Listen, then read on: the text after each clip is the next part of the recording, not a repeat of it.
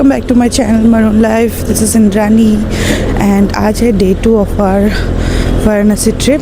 Day 1 तो हम लोग खाली आके जस्ट लगेज रख के थोड़ा टाइम सोए and then we went to Ayodhya and फिर शाम को रिटर्न आ गए थे and this is day 2 now. अभी हम लोग जा रहे अस्सी घाट मॉर्निंग आरती देखने के लिए।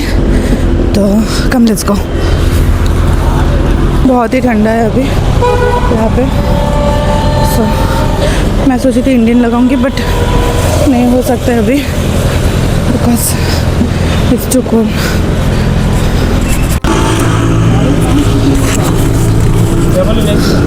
और वॉक नहीं कर पाए हम लोग। सो अभी ऐसे रास्ते में जाने के टाइम पे एक टोटो मिल गया था। सो हम लोग अभी उसी से जा रहे हैं। मैं बहुत ज़्यादा एक्साइटेड हूँ देखने के लिए, पर आई जस्ट होप हम लोग को आगे सीट मिल जाए because I am doubting we won't. बहुत लेट हो गया, सुबह को जाने से बेटर था शायद। इट्स ऑलरेडी 5 AM ना।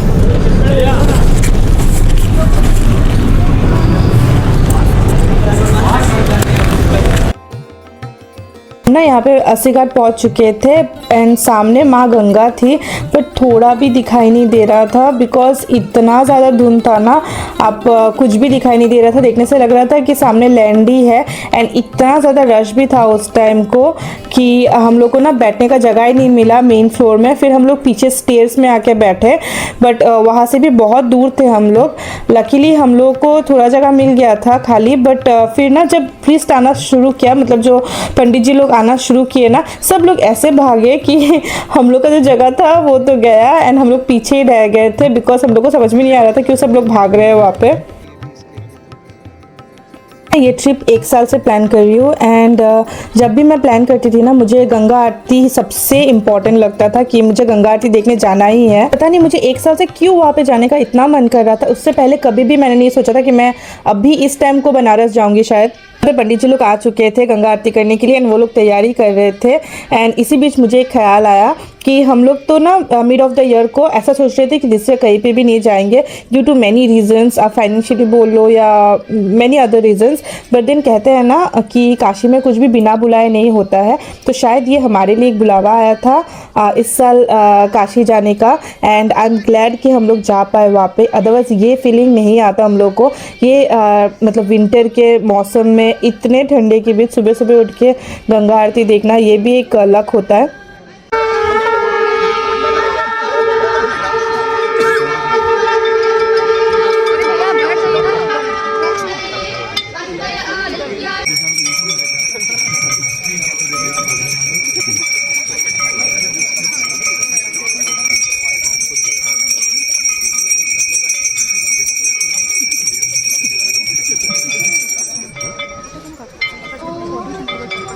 जैसे ही शंख की आवाज़ गूंजी पूरा माहौल डिवाइन हो गया।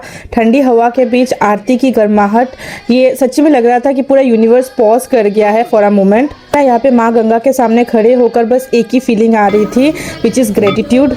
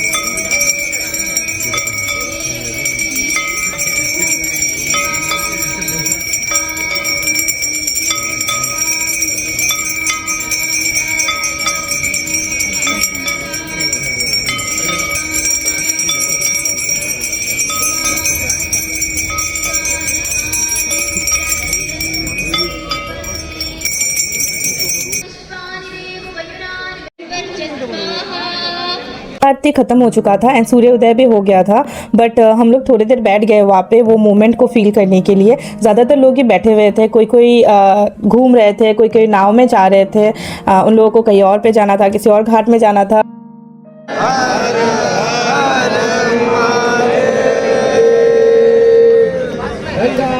मैं और अर्नव यहाँ पे थोड़ा अस्सी घाट घूमने के लिए आ गए थे, थोड़ा नाव ये सब देख रहे थे। हम लोग को कहीं और पे जाना नहीं था उस टाइम को, सोचा कि बाद में चेंज करके फ्रेश फ्रेश होके फिर हम लोग निकलेंगे एक बार से।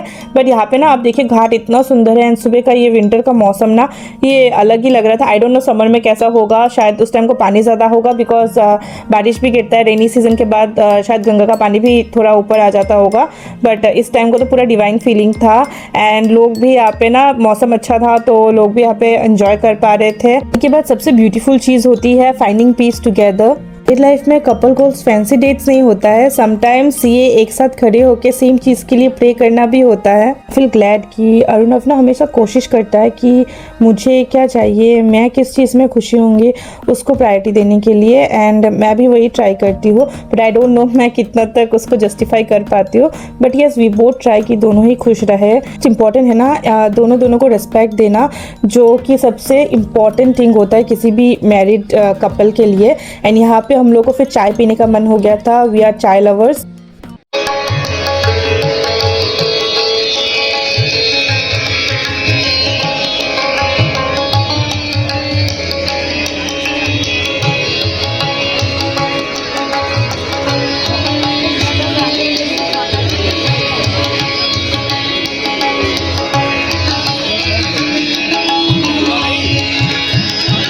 लोग ना यहाँ पे अस्सी घाट से निकलने के लिए घाट से ऊपर आ गए थे जहाँ पे आरती हो रहा था ना। फिर वहाँ पे देखिए सब लोग आरती ले रहा था तो हम लोगों ने सोचा हम लोग भी आरती ले लेते हैं, प्रसाद ले लेते हैं। तो फिर थोड़ा आरती ले लिया, थोड़ा प्रसाद ले लिया एंड फिर यहाँ पे जो म्यूज़िक बज रहा था ना क्लासिकल, ये लाइव हो रहा था। हम लोग को पता नहीं था, जाने के टाइम पे हम लोग को पता चला, but it was such a beautiful environment. ये आप लाइव म्यूज़िक एंड देन ये विंटर का मॉर्निंग, सामने Ganga, I don't think life में उससे बेटर कुछ चाहिए। एंड मैं जस्ट वहाँ पे इमेजिन कर रहे थे जो लोग बनारस में रहते हैं ना वो लोग कितना ज़्यादा लकी होंगे ना कि उन लोगों को ये सब एकदम हमेशा मिलता है। जब भी मन करे सुबह को उठ को चले जाओ या फिर शाम को अगर आरती देखना है उसके लिए चले जाओ।